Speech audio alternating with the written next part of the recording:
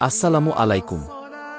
মায়া আলোর দিগন্ত চ্যানেলে আপনাদের সবাইকে জানাই স্বাগতম। আজ আপনাদের মহানবী হজরত মুহাম্মদ সাল্লাল্লাহু আলাইহি ওয়াসাল্লাম এর জীবনের একটি অত্যন্ত বিখ্যাত, হৃদয়বিদারক ও শিক্ষণীয় একটি গল্প শোনাব। গল্পের নাম তায়েফ শহরের ঘটনা। বর্ণনা। মক্কার কাফিরদের অত্যাচারে ক্লান্ত নবীজি সাল্লাল্লাহু আলাইহি ওয়াসাল্লাম একদিন ইসলাম প্রচারের আশায় গিয়েছিলেন তায়েফ শহরে। কিন্তু সেখানে তাকে কিভাবে অপমান, লাঞ্ছনা ও পাথর নিক্ষেপের শিকার হতে হয়েছিল, আর কিভাবে তিনি দোয়া ও ক্ষমার মাধ্যমে ভালোবাসার দৃষ্টান্ত স্থাপন করেন, এই গল্প সেই মর্মান্তিক ঘটনা অবলম্বনে। গল্প। পাথরের শহরে ভালোবাসার দোয়া। মক্কার কাফিরদের অত্যাচার দিন দিন বেড়েই চলেছিল। আবু জাহল, উতবা, সায়বা ও আরও অনেকে নবীজিকে সাল্লাল্লাহু আলাইহি ওয়াসাল্লাম কষ্ট দিচ্ছিলেন। তিনি যখন তাওহীদের আহ্বান দিতেন তখন তাকে নিয়ে ঠাট্টা করা হতো, নোংরা জিনিস ছুঁড়ে মারা হতো, এমনকি নামাজরত অবস্থায় পিঠে উঠে নাড়িভুড়ি ফেলা হতো। এই দুঃসহ পরিস্থিতিতে যখন তার আপন চাচা আবু তালিব ও স্ত্রী খাদিজা রাজি আল্লাহু আনহু মারা যান, তখন নবীজি সাল্লাল্লাহু আলাইহি ওয়াসাল্লাম এর হৃদয় আরও ভারাক্রান্ত হয়ে ওঠে।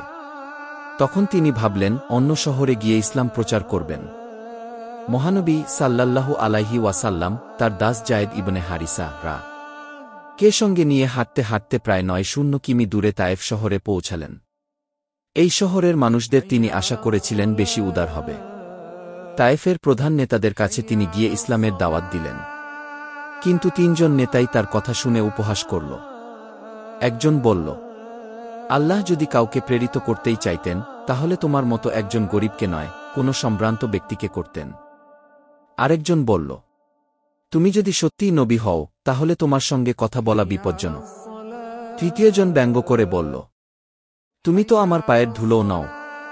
তাদের অঙ্গভঙ্গিতে হতাশ না হয়ে নবীজি সাল্লাল্লাহু আলাইহি ওয়াসাল্লাম শহর ছেড়ে চলে যেতে চাইলেন।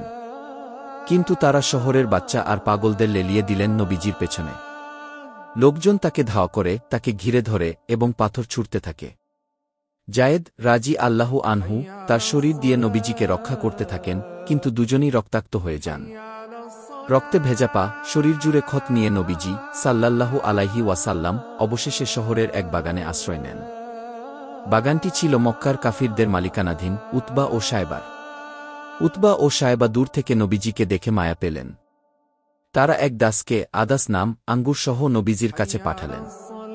নবীজি সাল্লাল্লাহু আলাইহি ওয়াসাল্লাম আঙ্গুর নিলেন, খাওয়ার আগে বললেন, বিসমিল্লাহ।